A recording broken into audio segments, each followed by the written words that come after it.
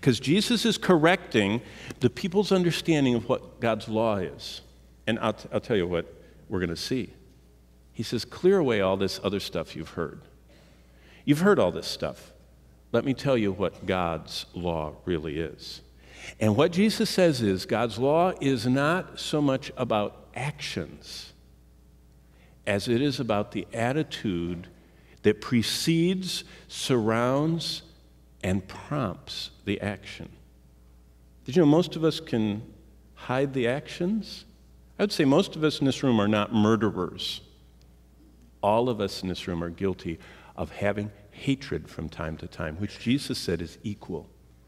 Probably the vast majority in this room are not adulterers, but probably a large percentage at one point or another in life are guilty of looking at someone with a desire for gratification from them, which Jesus said is equal with adultery. See, it's the attitude that is far bigger to Jesus than the action.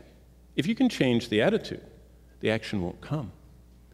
But if you suppress the action and keep the attitude, God says you're guilty. See, whoa, Jesus is elevating the law, but here we go. Jesus shocked those people that heard him. I mean, what we just read while you were standing up, they heard. He preached it. It was his longest recorded message, and I only read to you a little bit of it.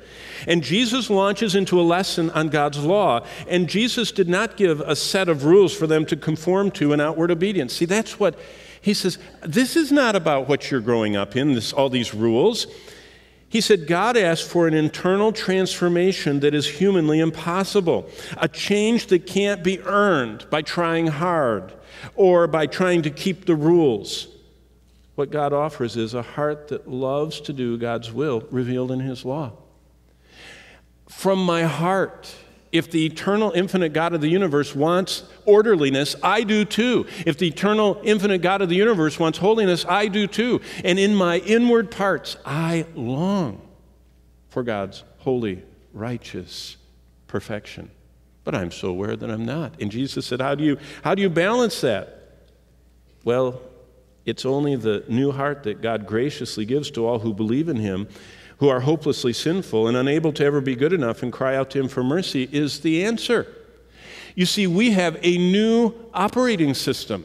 We have a very new core processor that was implanted in us at the instant of salvation and regeneration. And so those who heard him were shocked because they had been taught a religion of just external rules that you could keep. They heard Jesus point out the error of their mere outward behavior. They were focused on externals. Jesus was focused on internals. And so what did Jesus do? Jesus took the law back to what God intended it for it to be.